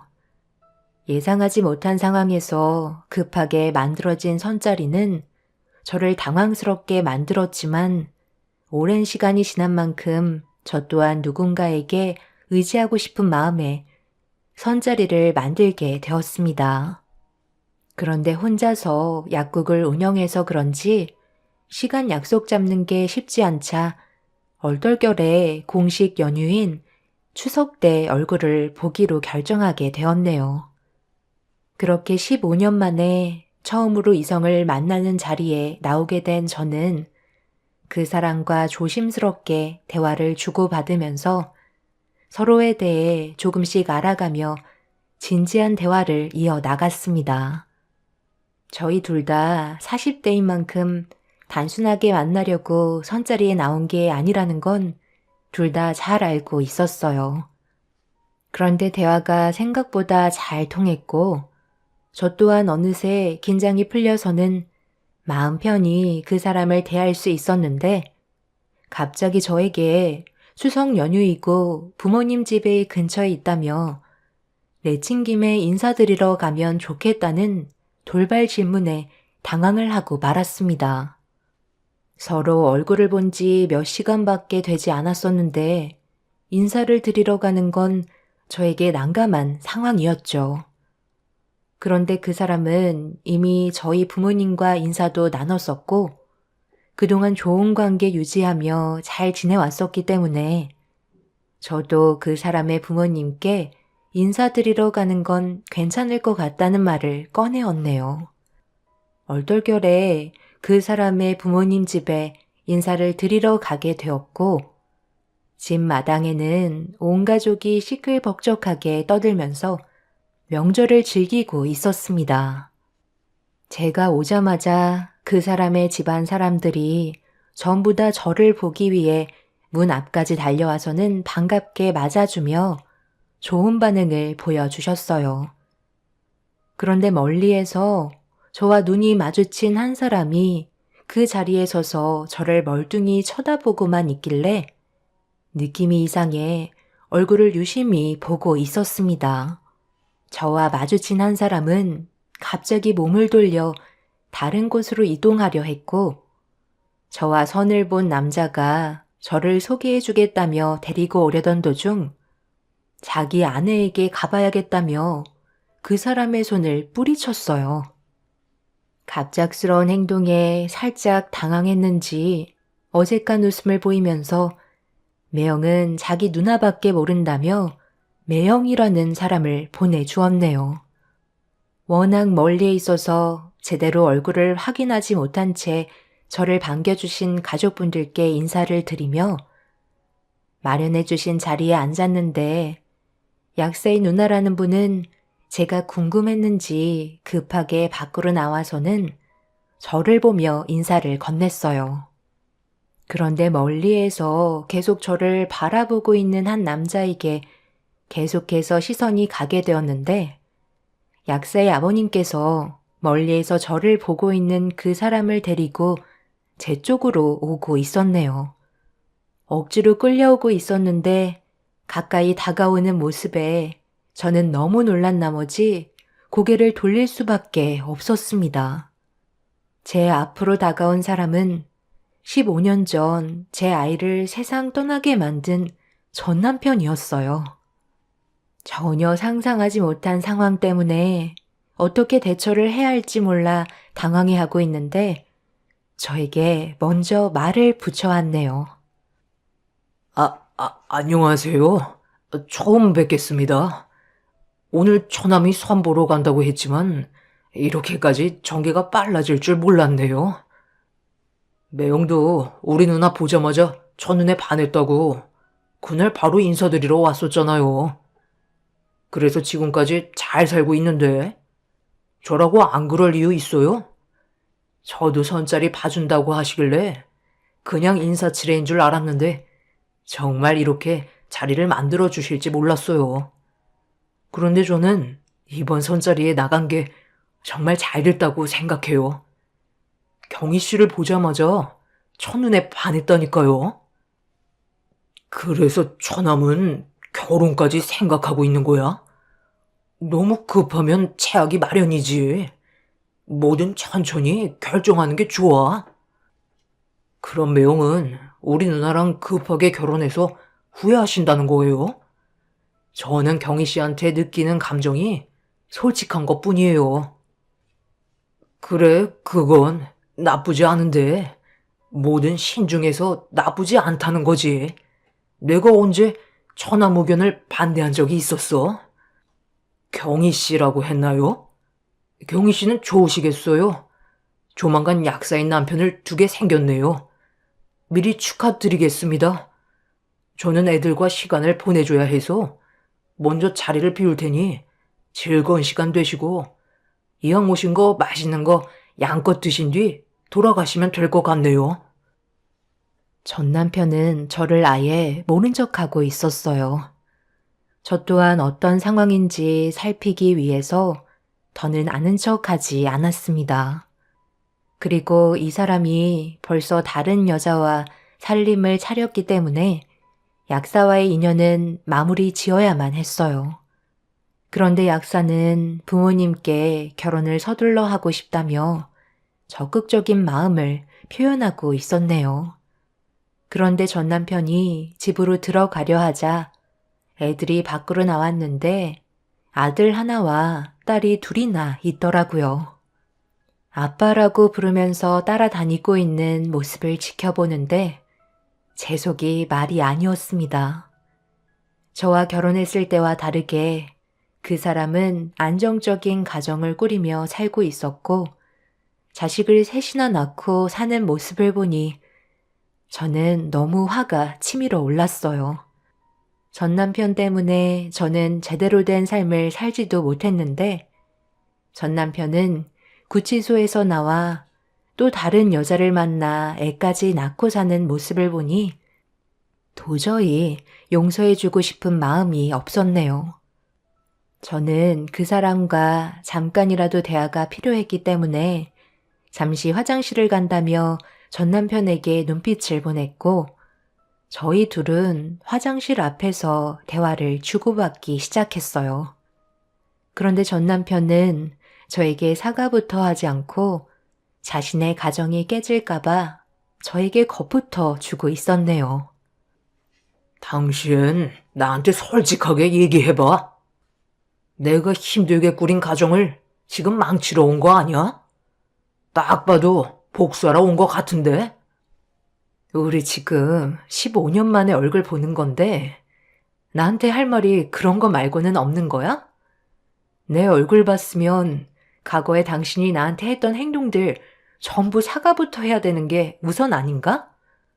나는 지금까지 이렇게 살고 있었는데 당신은 애도 셋이나 낳고 안정적인 가정을 꾸리면서 살고 있네. 세상 떠난 내 아이한테 미안하지 않아? 나는 아직까지 그때의 기억을 조금도 잊은 적 없이 살고 있었어. 술만 먹고 설치지만 않았어도 지금쯤 중학생이 되었을 거라고. 이렇게 살고 있는 모습을 보니 더 용서해주고 싶지가 않네. 당신이 어떤 사람이었는지 지금 당장 나가서 전부 다 발설하고 똑같이 무너뜨려 주겠어. 그렇게 하기만 해봐. 내가 가만 둘 것 같아? 애들한테 상처를 주는 순간 당신 인생도 끝나는 줄 알라고. 내가 지금 잃을 게 있을 거라 생각해? 어디서 지금 나한테 큰 소리야? 누가 잃을 게 더 많을 것 같은데? 너도 똑같이 당해봐야 돼. 자식을 잃은 슬픔이 얼마나 아픈지 한번 겪어봐야 한다고. 그때는 못했으니까 지금의 삶은 후회하고 싶지 않아 열심히 살았나 본데 네가 어떻게 살고 있는지 전부 다 보게 됐으니 두 눈 뜨고 보고만 있을 순 없지. 구치소에서 나와서 나한테 찾아와 한 번이라도 진심으로 사과를 했다면 나는 그래도 당신에게 안 좋았던 감정 털어버리고 보내주려 했었어. 하지만 단 한 번도 나를 찾아오지 않았잖아? 시부모님은 잘 계시나? 당신 가정을 무너뜨리는데 와서 구경하라고 하셔야지. 일단 당신 아내부터 만나서 얘기 좀 해야겠네. 딱 봐도 엄청 순수해 보이고 아무것도 모르는 쑥맥 같더구만. 집안이 꽤 부유한 것 같은데 돈 보고 결혼을 계획했나 봐. 약사인 그 사람한테는 미안하지만 당신이 얼마나 나쁜 사람인지 아는 게 내가 도와주는 길인 것 같네. 그 사람한테 아무 말도 하지 마. 내가 잘못했어. 나는 지금 그 사람을 진심으로 사랑하고 있다고. 절대로 헤어지고 싶지 않아. 그러니 이제 그만 나를 놓아줬으면 좋겠어. 하라는 대로 전부 다 할 테니까 우리 가족만 건들지 말아줘. 내가 이렇게 무릎 꿇고 싹싹 빌 테니까 제발 한 번만 다시 생각해줘라. 뭐를 원해? 돈을 원하면 달라는 대로 줄게. 15년간 내가 겪은 아픔을 돈으로 환산하겠다고? 그렇게나 주머니가 두둑한 거니? 그때는 집안의 가장에게 포기하고 개차반으로 살았으면서 재산 좀 많은 집안과 결혼했다고 돈으로 메꾸시겠다? 지금의 가정을 절대 놓치고 싶지 않나 봐. 내 딸이 당신의 무책임한 행동 때문에 세상을 떠났는데 그게 돈으로 환산이 될 것 같니? 나는 당신을 절대로 용서하지 않을 거야. 제가 밖으로 나가려 하자 남편은 저를 붙잡으며 눈물을 흘리면서 현재의 가정을 놓치고 싶어 하지 않았어요. 그리고 그 눈빛에 진심이 보였습니다. 15년 전에 제 인생을 망치고 딸의 인생을 앗아간 놈이 저에게 슬픈 표정을 보이는 게 더 역겨웠어요. 그래서 더는 그곳에 있고 싶지 않아 대충 상황을 정리한 뒤에 일단 집으로 돌아왔습니다. 선을 본 그 사람과는 더 이상의 인연을 만들지 않았지만 끊임없이 저에게 연락이 오고 있어요. 저에게 찾아온 복수의 기회를 어떻게 처리해야 할지 지금까지 고민을 하고 있는 중입니다. 부모님께도 이 사실을 알리지 않았어요. 분명 엄청난 상처와 아픔이 뒤따를 게 뻔한데 굳이 알릴 필요는 없다고 생각합니다. 전 남편은 제가 받아온 그동안의 세월에 대한 고통의 대가로 5억을 주겠다며 돈으로 제 입을 막으려 하고 있어요. 하지만 저는 아직까지 그렇다 할 답변을 주지 않고 있는 중입니다. 이 사실을 시부모님까지 알게 되면서 시모까지 저에게 따로 찾아와서는 전 남편이 주는 5억을 받고 조용히 사라졌으면 좋겠다고 간절히 부탁을 하고 있네요. 저에게 그런 큰 돈을 줄 만큼 그 집안이 잘 사는지 그건 잘 모르겠지만 전 남편의 행동을 보면 지금의 가정은 절대로 깨고 싶지 않다는 의지가 확실하게 보이긴 하네요. 제가 어떻게 처신하면 좋을까요? 그 집안을 무너뜨려야 제 속이 후련할까요? 세상 떠난 딸이 오늘따라 너무 보고 싶네요. 여러분들의 현명한 의견 기다리겠습니다. 감사합니다. 안녕하세요. 저는 36살 여자입니다. 얼마 전에 병원을 잠깐 다녀왔는데요. 저희 엄마 건강이 좋아지셔서 조만간 퇴원을 해도 된다는 진단을 받았습니다. 그리고 이 소식을 저와 결혼을 약속했던 그 사람에게 전해 들었는지 병원을 또다시 찾아오셨어요. 저희는 별로 만나고 싶지 않았는데 시모는 엄마 앞에서 무릎을 꿇으시더니 용서를 구하셨어요. 하지만 벌써 돌이킬 수 없는 상황까지 와버렸기 때문에 아무리 잘못을 뉘우친다 해도 관계 회복은 어려울 것 같아 보이네요. 한 번뿐인 사람 인생 마음먹은 대로 흘러가면 좋겠지만 그것 또한 쉽지 않은 것 같습니다. 사랑하는 사람과 지속적인 만남을 이어오다 보면 자연스럽게 결혼을 생각하게 되고 상대방 또한 저와 같은 생각을 가질 때 결실이 맺어지는 건데 그 과정에서 여러 가지 걸림돌이 생기게 되었고 많은 갈등을 불러일으켰어요. 결혼을 허락받기 위해 예비 시댁에 인사를 드리러 갔을 때 처음 받아보는 대우에 어떤 식으로 처신을 해야 할지 모르겠더라고요. 내가 둘 사이의 관계를 알게 된 건 얼마 되지 않지만 꽤 오랜 기간 만나왔었다면서? 그래서 자연스럽게 결혼 얘기를 주고받았겠지. 하지만 경리 씨도 쉽지 않을 거라는 거 어느 정도 예상하고 있었을 텐데 둘만 좋다고 결혼을 할 수 있다면 부모가 왜 있겠어? 각자 입장 차이가 있기 때문에 어느 정도 쓴소리가 나가도 이해해 줬으면 좋겠네. 일단 내 아들은 명문대 나와서 의사 생활을 하고 있는데 그쪽은 학원 선생이라며? 그래서 대충 알아봤는데 그렇게 유명하지는 않은 것 같아서 솔직히 실망을 안 할 수가 없더라고. 내 주위에서도 잘 나가는 일타 강사 몇 명 정도는 알고 있긴 한데 의사 직업보다 훨씬 더 많은 수익을 받고 있는 걸로 아는데 그쪽은 전혀 알지 못하더라고. 동네에서 이름 좀 날렸다 하면 웬만해서는 강사들끼리 서로 정보 주고받으려고 모임도 가진다는데 그런 곳에서도 참석하지 않는 거 보면 낄 수 있는 수준도 안 된다는 거잖아. 그럼 받는 수익금도 현저히 떨어질 테니 내세울 만한 게 없는 건데 내 아들과 결혼을 하겠다는 게 나는 어이가 없는 거야. 결혼은 양가 집안이 어느 정도 수준이 비슷해야 갈등이 없는 거 모르나? 이런 문제로 안 좋은 상황까지 가게 되는 거 주위에서나 막장 드라마에서도 봤을 거 아니야. 설마 현실은 그렇지 않다고 생각하는 거 아니겠지? 내가 봤을 때 드라마에서 나오는 것들보다 현실이 더 심할 것 같거든. 처음 얼굴 보는 이 자리에서 확실하게 얘기하겠는데 내 아들과 그쪽이 결혼하는 건 솔직히 반댈세. 나 같은 경우 우리 집안과 어느 정도는 수준이 맞아야 한다고 생각하기 때문에 이 결혼은 어차피 무너지게 되어 있어. 억지로 결혼을 강행한다고 해서 과연 삶이 좋아질 수 있을까? 내가 봤을 때 앞으로 겪어본 적 없는 험난한 여정이 시작될 것 같은데? 다시 한번 말하지만 그쪽 집안과 비슷한 배우자를 찾는 게 훨씬 더 효율적이라고 생각되네. 설마 내 아들 이용해서 한몫 챙기려는 건 아니지? 그게 무슨 말씀이세요? 당연히 아니죠. 저는 이 사람과 결혼하고 싶어서 인사드리러 온 것뿐인걸요. 어머님께서 무엇을 걱정하고 계신지는 충분히 이해하고 있어요. 제가 부족하다는 것도 잘 알고 있고요. 어머님 마음 제가 100% 충족시켜 드리지 못하겠지만 며느리로서 정말 좋은 모습 보여드릴 수 있고 돈이 전부가 아니라는 걸 앞으로 결혼 생활하면서 보여드리도록 할게요.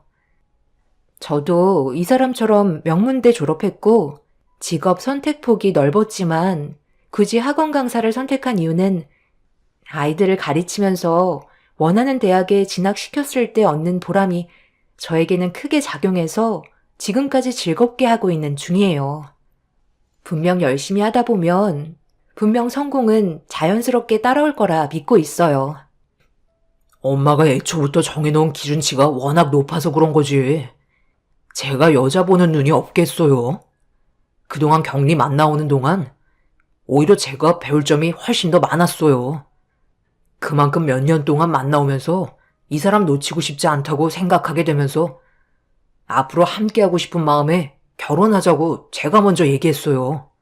그만큼 이 사람을 향한 제 마음 변함없으니 엄마도 저희 받아들여 주세요.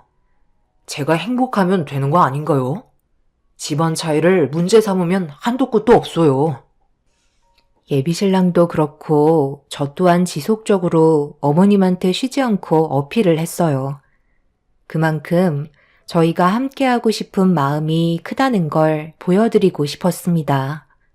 시부모님께서 아무 말 없이 조용히 듣고만 계시다가 시부는 저희의 결혼을 허락해 주셨어요. 그리고 서로가 평생 행복하게 잘 살길 바란다며 좋은 말씀을 아끼지 않으셨습니다. 하지만 시부의 말을 듣고 있던 시모가 갑자기 끼어드시더니 저희 결혼을 쉽게 결정 내릴 수 있는 문제가 아니라면서 조금 더 생각해 본다며 대화를 마무리하셨네요. 분명 시모가 며느리로서 생각해 두셨던 부분들을 저는 충족시켜드리기 어렵겠지만 그래도 최선을 다하다 보면 어느 정도는 인정받을 수 있을 거라 생각했어요. 하지만 시모가 원하시는 건 제가 예상했던 것보다 상상 이상이었고 결혼이 이렇게까지 힘들 줄 몰랐네요. 예비시댁에서의 첫날은 처음부터 끝까지 긴장이었지만 그래도 최선을 다해 노력하는 모습을 보여드렸습니다. 정말 크게 용기 내서 인사드린 만큼 예비시댁에서 있었던 상황들이 아쉽게 다가왔고, 다음에 다시 기회가 된다면 더 좋은 모습을 보여드리고 싶었어요. 그렇게 며칠의 시간이 지나는 동안 서로가 워낙 바빠서 시간을 내지 못해 자주 만나지 못했었는데, 하루 일정을 마치고 퇴근을 하려고 학원에서 나오던 도중 시모가 건물 밖에서 저를 기다리고 계셨습니다. 너무 놀라서 급하게 달려가 인사를 드렸는데 비상등을 깜빡이고 있던 차량을 손으로 가리키면서 차에 타라고 얘기하셨습니다. 목적지도 알지 못한 채 일단 차에 타긴 했는데 너무 갑작스런 상황이라 많이 당황스럽기도 하면서 불안한 마음이 공존하고 있었어요. 그렇게 한참을 달려서 도착한 곳은 꽤 좋아 보이는 아파트 건물이었고 차에서 내린 시모의 뒤를 따라가게 되었죠. 시모는 아무 말 없이 엘리베이터 제일 꼭대기층을 누르신 뒤 저를 데려간 곳은 그 사람과 함께 살 집이었습니다. 시모는 텅텅 비어있는 집을 저에게 보여주시며 한마디 하셨어요. 이 집 어떻니? 마음에 드니? 둘이 살기에 딱 적당하지? 내가 우리 아들 결혼하면 선물해 주려고 준비해 두었던 집이다. 정말 내 아들과 결혼을 하고 싶은 마음이 있다면 이 집에 들어와서 살아야 할 거다. 그 대신 조건이 있다. 이곳을 이제부터 네 혼수로 꽉 채우거라. 집은 우리 쪽에서 장만했으니까 혼수는 당연히 그쪽에서 장만해야지. 많이 당황스러운 표정인데 설마 그것까지 내가 준비해 줄 거라고 생각한 건 아니지? 이거 받아라. 명품집에 어울리는 혼수 품목들 정리해 놓은 리스트니까 거기에 적혀 있는 가전들로 들여오면 될 거다. 내가 대충 계산해 봤는데 한 5억 정도는 되는 것 같더라. 우리 집 며느리로 들어오는데 5억 정도면 싸게 쳐주는 거야.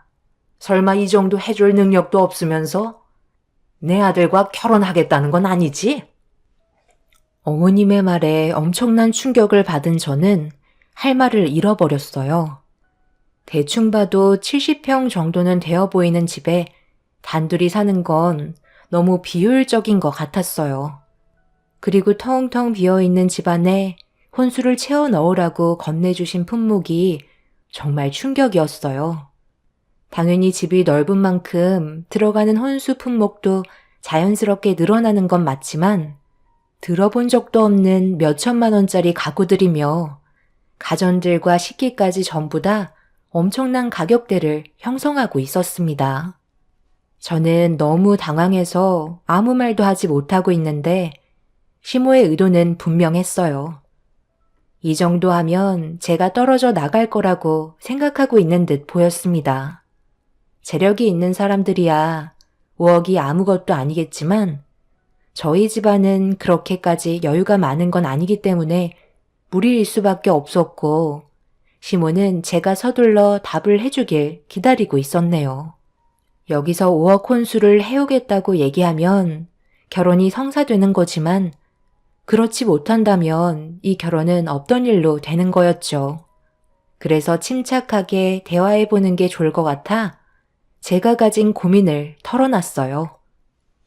어머님께서 생각하시는 기준에 제가 미치지 못한다는 거 충분히 알고 있어요.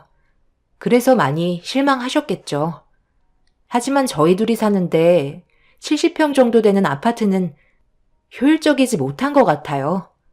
결혼한다면 아이도 가질 테지만 그래도 이 정도 평수는 대가족이 들어와서 살아도 넓은 집인데 여기에 어머님이 주신 혼수품을 전부 다 채운다고 제대로 활용할 수 있을까요? 그리고 저희 엄마가 지금 건강상 문제가 있어서 병원에 입원 중이시거든요. 금전적인 부담이 많은 건 사실이에요. 제가 많이 부족한 거 알아요. 어머님 마음에 차지 않은 여자가 며느리로 들어온다는데 당연히 화가 많이 나셨겠죠. 저희 집안 형편을 조금만 생각해 주시면 안 될까요? 저 정말 그 사람과 행복하게 살고 싶어요. 너희들 결혼 허락해 주겠다잖아. 그래서 이렇게 기회를 주는 건데 왜 받아먹질 못하는 거니? 5억 혼수면 비싸지도 않은 거고 내 주변에는 그 이상의 금액으로 들여오는 사람들도 허다한데 너무 커져 먹으려 드는 거 아니니? 내가 이만큼 했으면 당연히 너도 어느 정도는 해줘야 균형이 맞는 거지. 그것도 하지 못하면서 어떻게 내 아들과 살림을 차리겠다는 거야? 적혀 있는 대로 이 집에 전부 다 채워넣지 않으면 결혼은 없던 걸로 해야 되겠다. 소급 장난이 아닌 거 너도 잘 알잖아? 사부인이 병원에 입원 중인 거랑 집안 살림 채우는 거랑 무슨 상관이니? 병원비가 없을 정도로 사정이 많이 어려운 건 아니잖아. 그 사람과 둘이 살기에는 너무 넓은데 차라리 30평대 아파트를 알아보는 게 좋지 않을까요? 그 정도도 충분할 것 같은데요. 너 지금 내 앞에서 좁아터진 그 집에 내 아들과 살림을 차리겠다는 거야? 주변에 보는 눈이 얼마나 많은데 괜히 쓸데없는 말 귀에 들려서 사람들 놀림거리 만들고 싶은 거야? 너는 내 체면은 아예 생각도 하지 않는구나. 결혼할 생각이 있으면 거기에 적혀있는 대로 혼수품 들여오고 그렇게 하지 못하겠다면 여기에서 내 아들과 마무리 짓거라. 시몬은 그 사람에게 둘이 나눴던 대화에 대해 일체 얘기하지 말라며 저 혼자 모든 걸 해결하라고 사전에 미리 차단을 하셨어요. 제가 간절히 부탁을 해도 저희 집안 사정을 봐주지 않았고 남들에게 보이는 시선을 상당히 중요하게 생각하고 계셨습니다. 결국 5억 혼수품을 해결하지 못한 채 집으로 돌아오게 되었고 앞으로 어떻게 해야 할지 많은 고민에 빠지게 되었어요. 그 사람과 단지 행복하게 살고 싶은 것뿐이었는데 그것조차 마음대로 되지 않는 게 정신적으로 너무 힘들게 다가왔어요.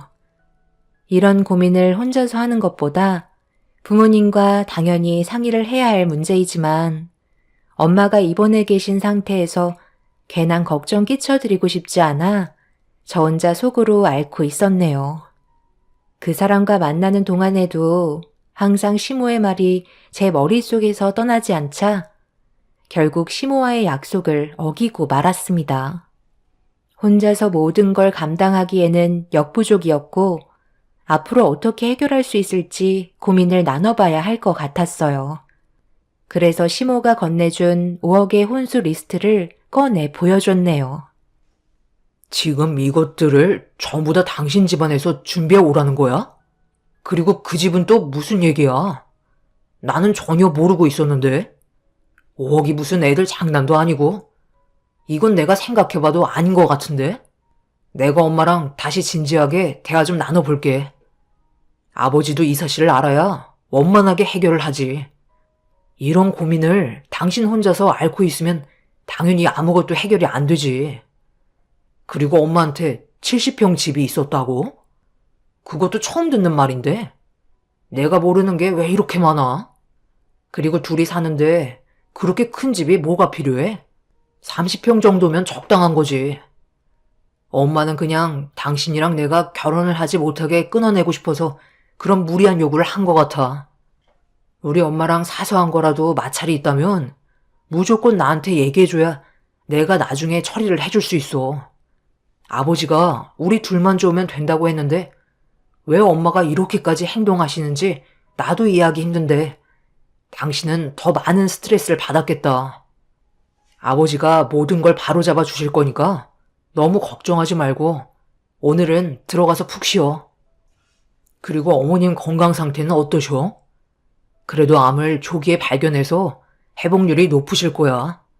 조만간 인사드리러 간다고 전해드리고. 그 사람은 저에게 좋은 말만 해주었고 걱정하지 말라며 집에까지 바래다 주었어요.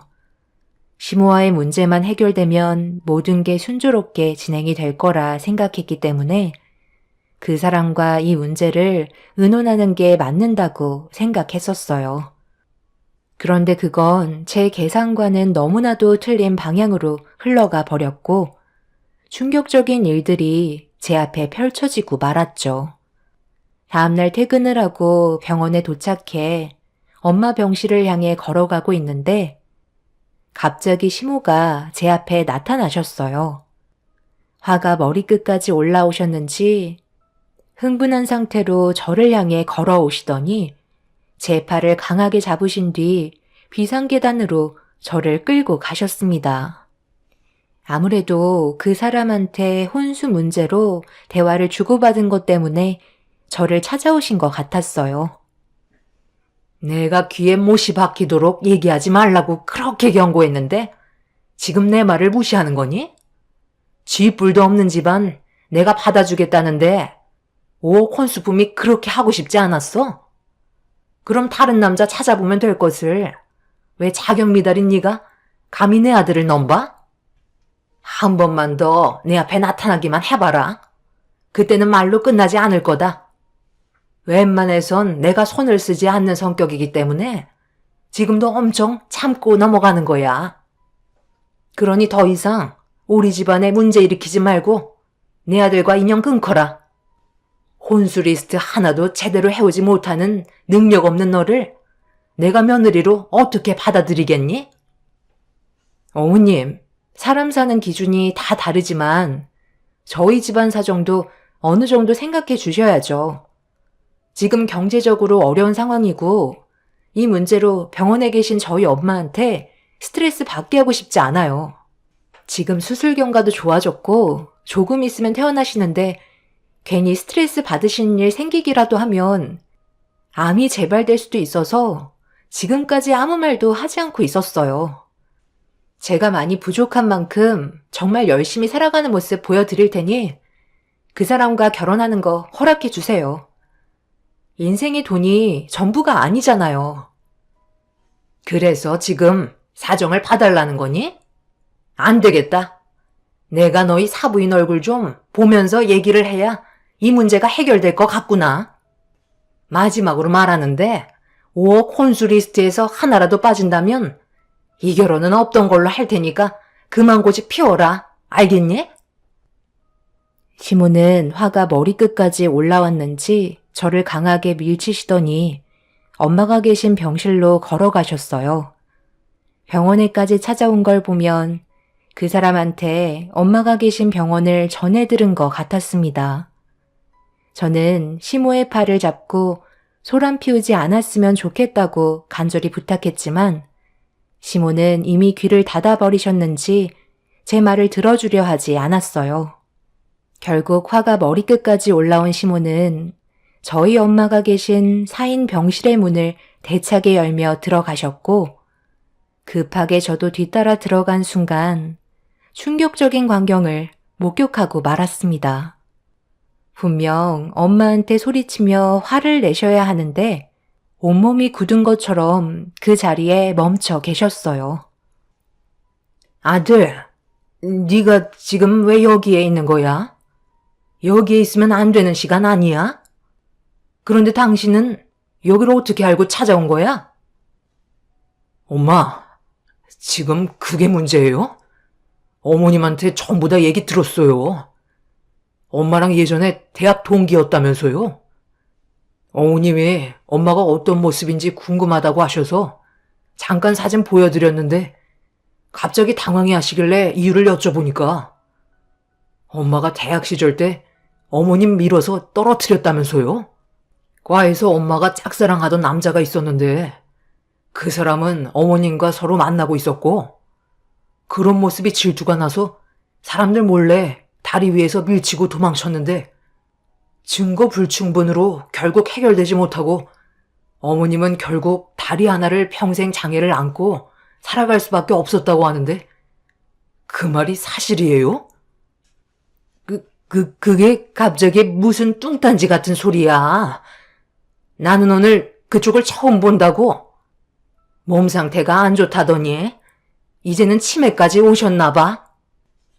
원수는 언젠가 다시 만난다더니 어떻게 이런 식으로 또 만나게 됐네. 그동안 아주 잘 지내고 있었나 봐. 눈이 부실 정도로 때깔이 좋아졌구만. 너 그때 생각 안 나? 네가 짝사랑하고 있다던 그 남자를 내가 만나고 있어서 그것 때문에 질투난다며 다리 위에서 나를 밀쳤잖아. 나는 너를 봤지만 너는 끝까지 발뺌하는 바람에 결국 사건이 해결되지 못한 채 내가 발을 헛디뎠다는 걸로 판정이 나게 되었고, 너는 그날 이후 바로 휴학하고 이사 갔잖아. 그런데 네가 그런 끔찍한 일을 저지르고 떠난 뒤로도 나는 아직까지도 그 사람한테 보살핌을 받고 있거든. 네가 짝사랑했던 그 사람이 지금 내 남편으로 있어. 지금 들어왔네. 인사해. 네가 좋다고 쫓아다니던 내 남편이야. 정말 사람 일은 한 치 앞도 모른다더니 어떻게 이런 일이 다 있니? 나를 세상 떠나게 만들려던 사람의 아들이 내 딸과 결혼하겠다고 인연을 만들었잖아. 사람 일은 이래서 아무도 모른다니까. 네가 내 딸을 안 받아주는 게 아니라 내가 네 아들을 사이로 안 받아줄 건데 이거 어쩌지? 제가 알지 못하는 충격적인 말을 듣게 되었고, 그 사람과 시부는 화가 잔뜩 올라온 얼굴로 시모를 노려보고 있었습니다. 시모는 전부 다 저희 엄마가 지어낸 얘기라고 했었지만, 시부와 예비신랑이 솔직하게 얘기하지 않으면 평생 시모의 얼굴을 두 번 다시 안 보겠다며 솔직하게 사실을 얘기하라고 화를 내자, 부정하던 시모는 그 자리에서 털썩 주저앉아 버렸어요. 그리고 모든 사실을 인정했고, 과거의 행동은 실수였다며 용서를 구하기 시작하셨죠. 하지만 돌이킬 수 없는 사건이었기 때문에 시모의 용서는 받아들여지지 않았습니다. 엄마는 시모를 평생 용서할 수 없다면서 아픈 몸을 이끌며 시모에게 다가가 가슴을 내려쳤습니다. 알고 보니 엄마와 시모는 대학교 때 둘도 없는 친구로 상당히 가까운 사이였는데, 한 남자를 둘이서 사랑하다가 엄마와 저희 아빠가 정식으로 연애를 하게 되면서부터 시모의 질투가 올라와 끔찍한 일을 저지르게 되었던 거였죠. 결국 이 문제로 그 사람과 저는 남은 인생을 함께 할 수가 없었어요. 그동안 살아오면서 쩔뚝거리는 엄마의 다리를 항상 봐왔기 때문에 이런 가슴 아픈 사연을 듣고도 그 사람과 더 이상 만날 수는 없었습니다. 시부와 그 사람은 단순히 그냥 병문안 차 온 거였는데, 이런 충격적인 일이 눈앞에 펼쳐질 거라곤 상상조차 하지 못했습니다. 시모는 피눈물을 흘리면서 과거의 행동에 대해 사죄했지만, 오랜 세월이 흐른 만큼 마음의 골이 깊어진 엄마는 용서를 구하는 시모를 받아주지 않았습니다. 이렇게 되자 시부는 저희 엄마가 용서해 줄 때까지 절대로 집에 들어오지 말라며 화를 내시곤 병실을 나가셨네요. 그 사람도 시모의 잘못된 행동에 충격을 많이 받았는지 눈물을 흘리며 밖으로 나가 버렸습니다. 그날 이후 시모는 시간만 되면 계속해서 병원을 찾아와 용서를 구하고 계십니다. 하지만 엄마가 장애를 가지고 살아온 세월만큼 시모의 용서를 쉽게 받아줄 것 같지는 않네요. 시모는 저와 그 사람의 결혼을 허락해 줄 테니 저희 엄마 좀 설득해 달라며 시부가 오만정이 떨어져서 각방까지 쓰고 계시고, 그 사람도 집을 나가버렸는지 가정을 원래대로 돌려놓고 싶다고 애원하셨어요. 네가 원하는 거 다 해줄 테니까 제발 부탁이다. 내가 그동안 힘들게 꾸려온 가정을 한순간에 무너뜨리게 할 수 없다. 내가 너한테 모질게 했던 행동들 전부 다 미안하고, 혼수로 오억하라고 얘기한 것도 솔직히 억제 부려서 떼어놓으려 했던 거 사실이었다. 어느 부모도 자식이 좋은 집안과 결혼시키고 싶어 하지 부족한 집안에 보내고 싶어 하지 않잖아. 지금 별거 얘기까지 나오고 있는 판국에 내가 할 수 있는 건 용서를 받는 것밖에 없다. 그때는 젊었고 철이 없었으니 그런 행동이 나오긴 했지만, 나도 지금까지 살면서 그때 기억 때문에 마음 편히 살았던 적 단 한 번도 없었어. 그래서 저보고 어떻게 하라는 거예요? 저희 엄마가 받은 상처를 제가 왜 엄마를 설득시켜야 하는 건데요?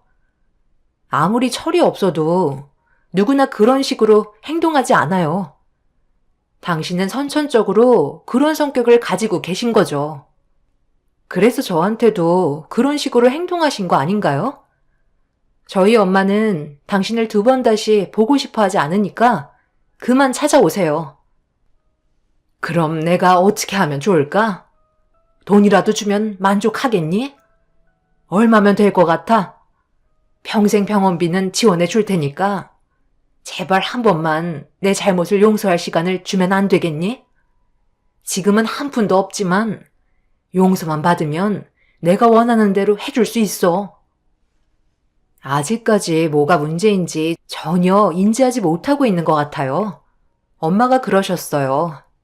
당신이 한쪽 다리가 똑같이 장애를 입게 되면 그때 용서해줄 마음이 생길지도 모른다고요. 잘 한번 생각해 보세요. 엄마가 기회를 주신 걸 수도 있잖아요? 그건 너무 억지잖아. 멀쩡한 다리를 어떻게 장애를 만들어 오라는 거야? 내가 다리에서 뛰어내리기를 바란다는 거니? 방금 억지라고 하셨어요? 정말 말 웃기게 하시네요. 저한테는 혼수를 5억이나 해오라고 하셨으면서 그때는 뭐라고 하셨죠? 제가 사정을 봐달라고 간절히 부탁했는데도 들어주려 하지 않았잖아요. 당신이 생각한 억지가 저도 똑같이 느끼고 있었다고요. 시모가 평생 꾸려온 가정이 한순간에 무너지는 순간이었고 제자리로 돌려놓고 싶어 하십니다. 하지만 저는 시모의 손을 뿌리치고 죄송하다는 말로 돌려드렸네요. 엄마는 평생 동안 장애를 가지게 된 다리를 바라보면서 단 한순간도 시모를 잊은 적이 없었을 테고 그 아픔이 얼마나 큰지 가늠이 되지도 않는데 제가 그 사람과 결혼하겠다고 엄마를 설득하는 건 불효나 마찬가지라 시모의 간절한 부탁에도 등을 돌렸습니다. 2번 다시 만나고 싶지도 않으니 더 이상 찾아오지 말라며 제 팔을 잡고 놔주지 않으려는 시모의 손을 뿌리쳤네요. 그 사람은 저희 가족에게 미안해서 연락 한 통 없습니다. 이제 그 사람을 잊는 게 어느 정도 받아들여지고 있는 것 같아요. 시부께서는 미안한 마음에 평생 병원비는 지원해 줄 테니 걱정 말라고 하시는 중이세요. 하루빨리 정상적인 생활로 돌아가고 싶을 뿐입니다. 시모는 그동안 자신의 잘못을 잊은 채 살아왔던 시간만큼 뉘우치며 살았으면 하네요. 제 사연 들어주신 분들, 오늘 하루도 웃음 가득한 날이 되시길 바랍니다. 감사합니다.